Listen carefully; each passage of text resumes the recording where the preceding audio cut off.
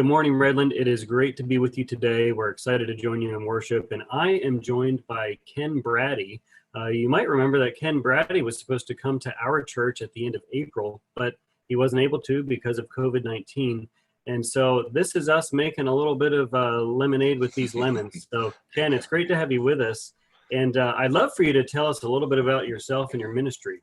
You bet, Kevin. I appreciate it. Thanks for the invitation, and sorry that I couldn't get there this last time. Maybe as COVID rules relax a little bit, we can make an in-person visit happen again. But this is next best, right? So, yeah, I've been in local church ministry for just over 22 years. Started in Texas when I was in seminary at Southwestern, and have always had an education role on a staff. So never served as a senior pastor, but I served as the exec or the Sunday school director, minister of education, whatever you like to call that role that oversees Sunday school and discipleship.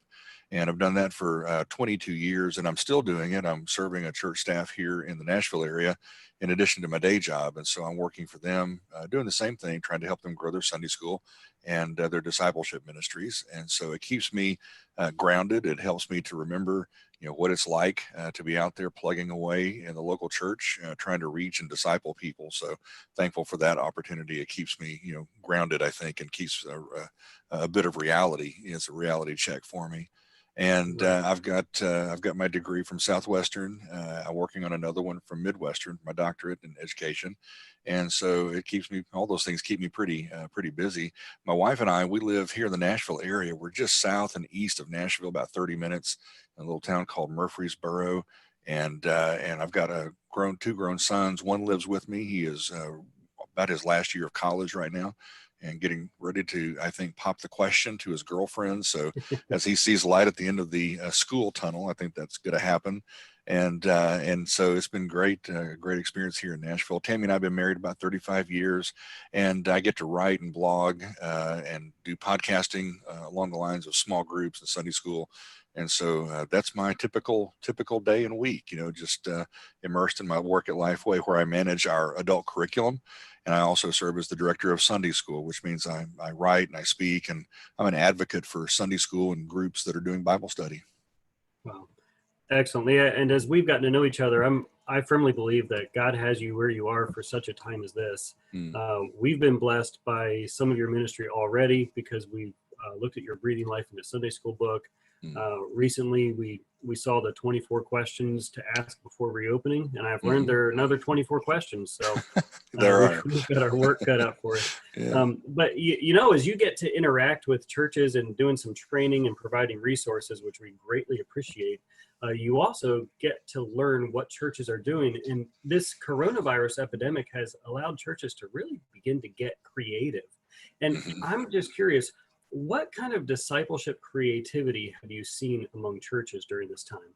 Great question. There are really two big things that stick out, and I think your church is already doing one of them, maybe doing both. But Zoom has become the go-to tool for churches everywhere. There are a handful of groups using something else, GoToMeeting or something, but Zoom feels like it was the online tool that everybody ran to, right when we got sequestered.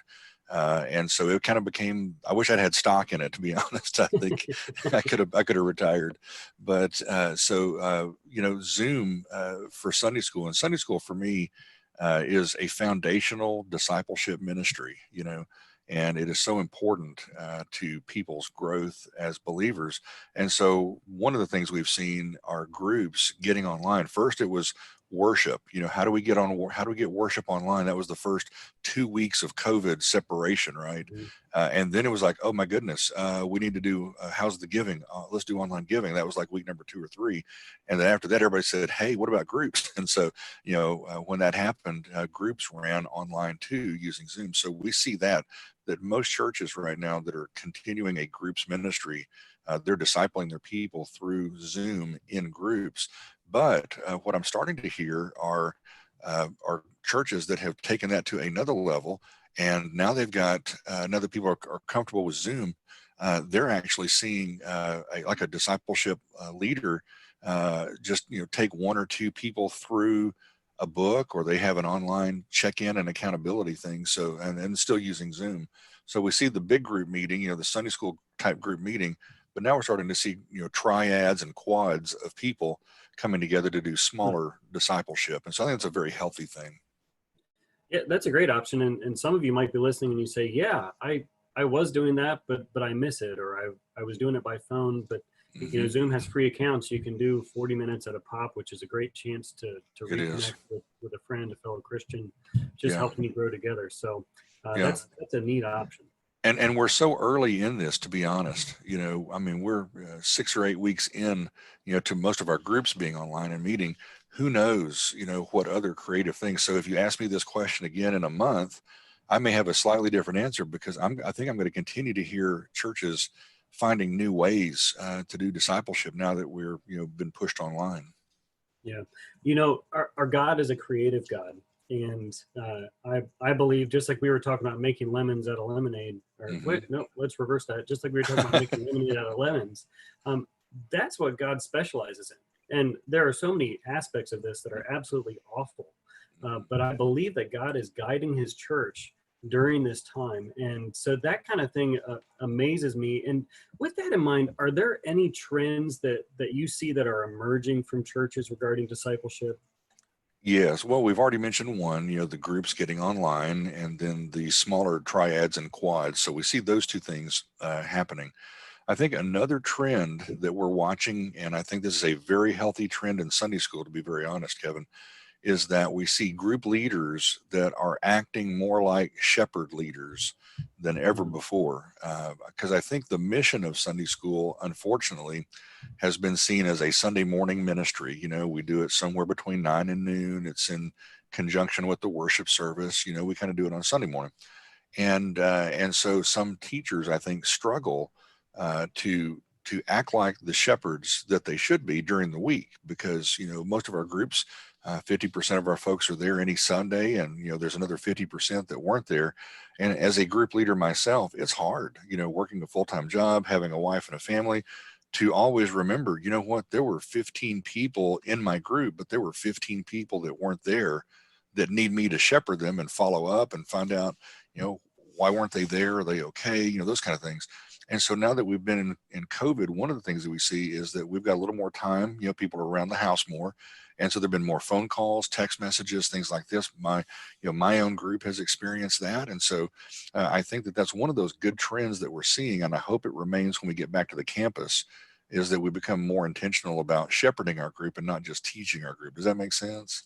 Yeah, it sure does. And I love that distinction because the shepherding is almost like bringing the lesson all the way in to people, where teaching could be lesson delivery. Shepherding is really making sure that each sheep gets it. Yeah, it's the very personal side of the role of teaching a group. There's two other things I think that we see also happening, and they're both extremely good. One is self-discipleship. We see folks, at least from the lifeway.com side of things, people that are ordering like onesies. They're ordering one Beth Moore book, or one Priscilla Shirer book, or one Tony Evans study, and we know that's an individual probably that's going to go through a book study and self-disciple, which I think is a good thing, right? But the other thing that's happening, the one that I'm really, really excited about, and I hope this one stays around, is that we see moms and dads discipling their kids more than ever in the home, because the kids are home, they're out of school, they can't go back, and so churches have been providing tools for their families to do family worship, tools for parents to have those conversations with their kids about spiritual things. Even our church, we're sending out the kids' lessons and some discussion sheets for the parents. And so I hope that we're seeing a generation of parents that maybe they thought, hey, I didn't grow up in this, and I've never seen this done. My parents didn't do this, but now they're learning, what, I can do this, and God wants me to be a disciple maker in my own home. I think that's great, so that the church can really become more of a partner than a primary place for discipleship. So, we want to serve and help parents, but we don't want to take the place of parents. Right. Yeah. And church, spoiler alert, this is not live for us. We're filming it on a Wednesday. And right before you and I met, Ken, I was doing that with my kids. Our youth ministry is going through the book of Acts. We've got daily readings set up. And Mm-hmm. so I was reading through with my kids this chapter in Acts, and I'll actually confess to you that I said, hurry up, we got to finish our reading because I need to go talk to Ken Braddy. So Yeah. other times it's a little more relaxed than that, and we're getting great discussion. That's the neat thing. Yeah, that's great. I think a whole generation of parents are gaining some confidence that this is something that they can do, and they don't have to leave it to the Sunday school teachers at the church. They're perfectly capable as parents to guide their own kids. I think it's a good thing. Yeah, they sure are. It's bringing families together. So what is one takeaway that you hope the average churchgoer embraces from this time of quarantine? Oh boy, there are a couple of things. I think one is that they realize that the church is not the building, that the church is us, and that's very scriptural, right? So, Yeah. we're a household of faith. Paul talks about us being fit together, much like a body.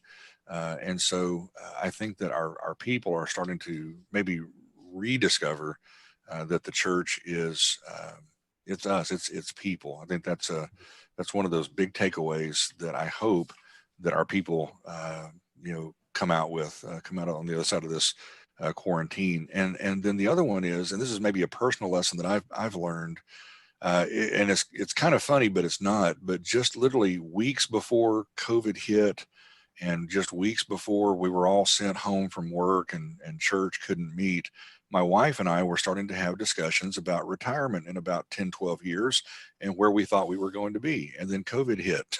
And quite honestly, I don't even want to go look at my retirement account right now. Yeah. I don't even want to know. I'm thinking, hey, Yep. in 10, 12 years, hopefully it's going to bounce back, right?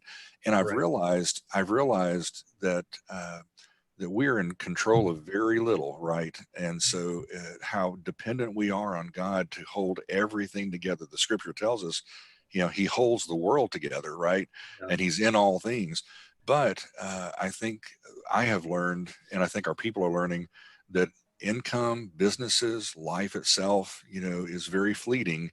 And so we should trust and depend on God even more than ever going forward. I think maybe our self-reliance and self-dependence, hopefully maybe our pride will give way to humility, and we will find that we are more dependent upon our Heavenly Father than ever before. I mean, I'm learning that lesson myself. It's been a good one.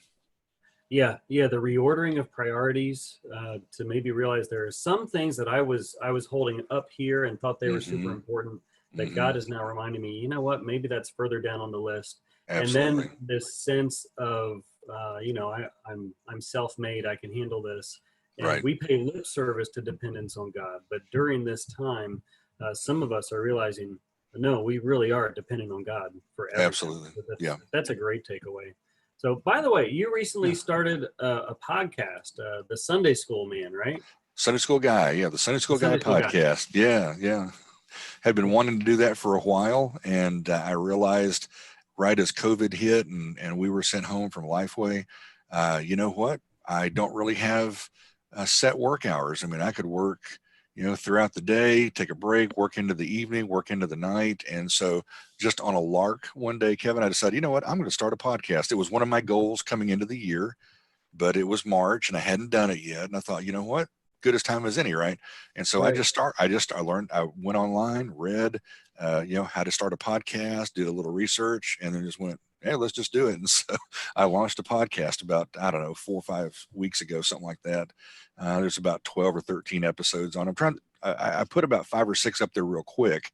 And now I'm in a rhythm of about once a week. I'm putting a podcast out there, but it's going well. The listenership, I was going to say viewership, but it's listenership is growing. I continue to get messages from Podbean. They're hosting it, and I've also got it on iTunes. And so as people find it, it lets me know. And so usually once or twice a day, I'll get an email that says, "Hey, you've got a new follower on Sunday School Guy podcast." So it's growing, and it lets me use my radio voice. I've been told I got a radio voice, and so off we go. And so it's going to start just like my Sunday school blog did. So it'll start small, and people will find it, and it'll just kind of grow organically. And there's no pressure. I don't make any money for doing it. I just do it because I enjoy doing it, and want to reach another audience that might be wanting to listen to something as they jog or as they drive, those kind of things. And I think that maybe is an outlet for that. Well, it's a great resource for teachers, and maybe you'll get a few more followers after this today. The Sunday School Guy podcast. Sunday School Guy. Yeah, and there are a couple of ones that I found really interesting. I think our teachers and care leaders and outreach leaders could benefit from that. Good. By the way, it's nice to be told you have a voice made for radio rather than a face made for radio. So I've been told both. So, all right. So the church is going to return to normal eventually, and we don't know exactly when that will be. And there may be some aspects of it that are a new normal for us. And so what do you think that new normal is going to look like for churches? Oh boy. So here's where the prophet's words could fall to the ground. And I know the penalty. I know the Old Testament penalty for that. So I'll take a decent stab. Okay. I think that one of the things that is going to happen for sure, I think this is a very safe guess, is that the expectations of our church members regarding cleaning and sanitizing and being safe is going to be escalated like you can't believe. And I've said in a different venue, Kevin, our competition is not our competition anymore. Well, what do I mean by that? Well, I know my church here in the Shelbyville, Tennessee area might say, well, First Baptist, is our competition, or, the new mission start, with the, cool skinny jean worship or pastor guy, that is not our competition. Here's our competition: Walmart and Home Depot, and this is going to sound funny, Taco Bell and other places, because as we're having interactions with these places, like we went to the grocery store the other day, to our neighborhood Walmart, and the lady, the employee, had on a mask, handed us our cart. She wiped it down in front of us, and my wife made the comment, "Wow, that was really nice. We're getting a clean buggy." And then we went to Taco Bell one night, just did the drive-through thing, and the lady held the card reader out the window.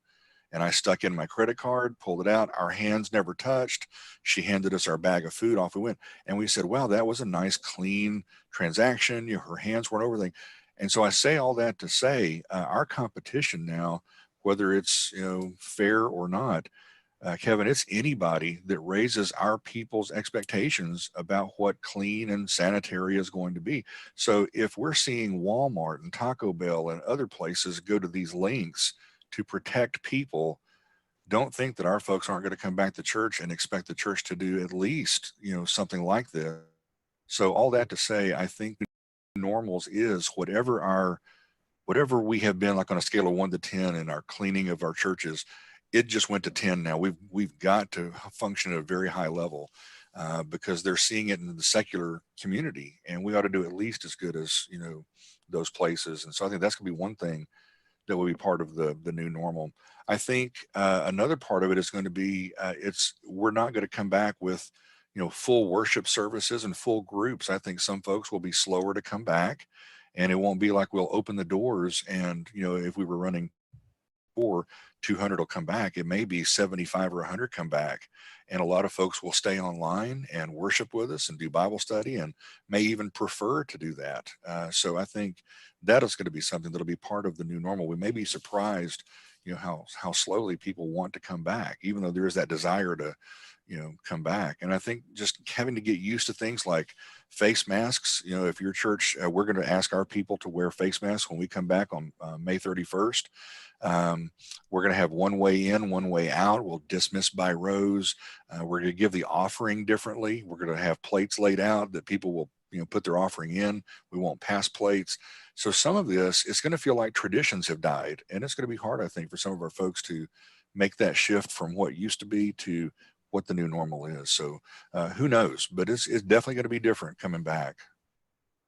Yeah, one thing that I love about that is we tend to get into traditions, and I actually love tradition, but I also don't like for people to get so entrenched into tradition that they forget the biblical aspect of it. And so we can look at how we can be biblically faithful even as we forge a couple of new traditions along the way.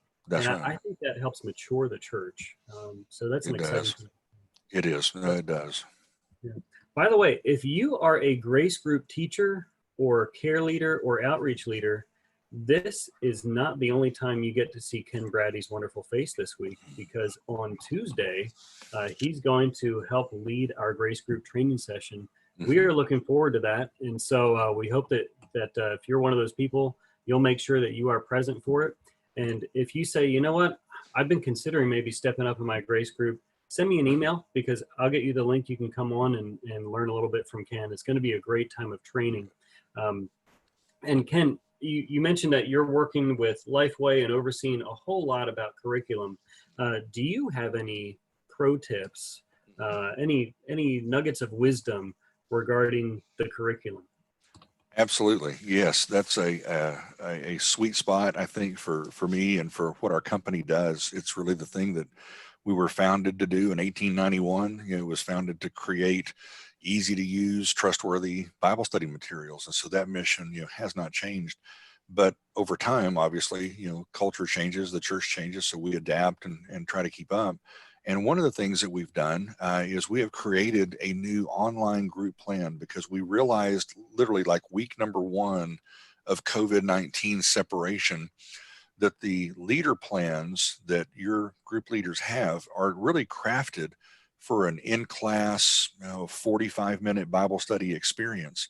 And when we go online and all of a sudden in a Zoom meeting, you've got 40 minutes total, now what, and we began to realize that the environment online is so different than it is in the classroom, that as we began teaching, because almost every editor that I've got teaches a Bible study group using Lifeway material. So we edit it, we help create it, but we also use it. And we realized in week number 1, these group plans, this is going to take some finagling online for this to work. So that very first week, we created what we're calling, for lack of a better term, an online group plan. So we'll take Explore the Bible or Bible Studies for Life or Gospel Project, and we now have free downloadable online plans that are crafted for about a 20-minute Bible study experience online, with the other 20 minutes being devoted to prayer and to fellowship, because people, they really want to visit, when they get online in their Zoom group. And so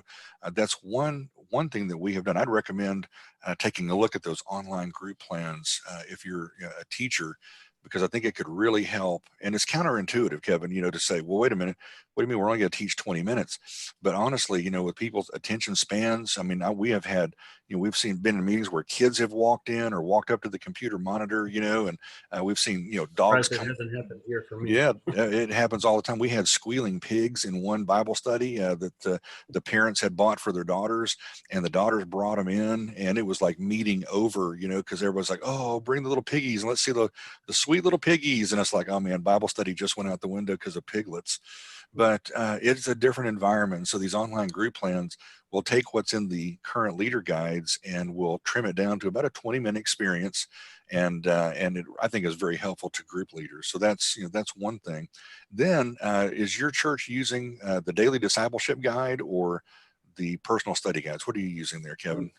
So the ones that do the quarterly curriculums, most of them are using the personal study guides. Yeah. 1 or 2 are using the daily discipleship guides. My group is one of those, and Yeah, I enjoy it a lot. we love them. They're the newest thing that we have created, and they have, basically, it's designed for the group to come together and do Bible study, obviously, but then there are 5 daily, I'm going to call them studies/devotionals. They're more than a devotional, but it's less than a full-blown Bible study, but it does build on for 5 days what the group just did in their Bible study. So the Bible study group kind of lays that foundation, and then the individual gets to do their own study for 5 days. That's a tremendously great feature, in trying to make disciples and keeping people in God's word every day of the week. But then the other thing that I like about the daily discipleship guide, I know your group's probably discovering this, there's actually a section in it for same-sex people. So 2 or 3 guys, 2 or 3 girls to get together. And there's even more discussion questions that build off of those 5 daily devotionals and then their group experience.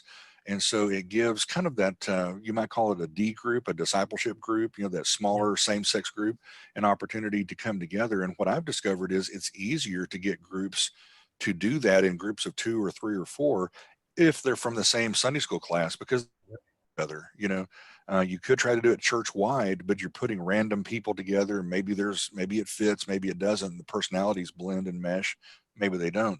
But in a Sunday school class, if it was you and me and a couple other guys, we go, hey, why don't we meet on Tuesday nights at 9 o'clock online, or Thursdays at 8 p.m. And because I know you're in my group, probably a much better chance of me saying yes to that and doing some more accountability type things through that daily discipleship guide. So love that.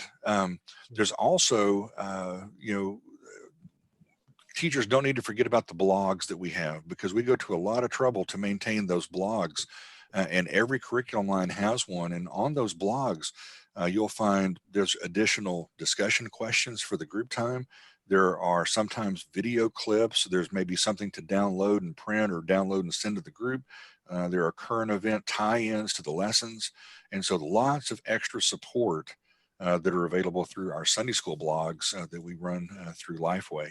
And so those are tremendous sources of information, and also just lots of extra teaching items that a group leader could use throughout the week. Yeah, that makes sense. I mean, especially for you all, you're putting a material out that's several months in advance of when it actually gets into our hands and we're using it. Right. But to have a blog that has some timely elements that actually make sense according to what's going on today. Right. That's a big benefit. And so, well, Ken, I really want to thank you for joining us today. I'm looking forward to the time that we get to spend together Tuesday night. I think that's going to be a great, enriching time. God's doing a work here at Redland. He really is. You've been a part of that because you've coached me a little bit, and you've helped me as I work with a team so that we've avoided pitfalls in our quest. But I can tell you, discipleship is growing here at Redland. That's awesome. We had a new group start last week, Go Garens, and we also had a group start a few weeks before that. And so there's real growth here. You told me that's happening in all the churches that you're talking about. So God's doing a work here, and we're thankful we get to be a part of that too. But thank you so much for joining us today.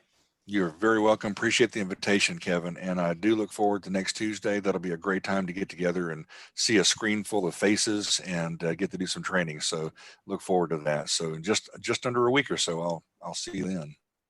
Yeah.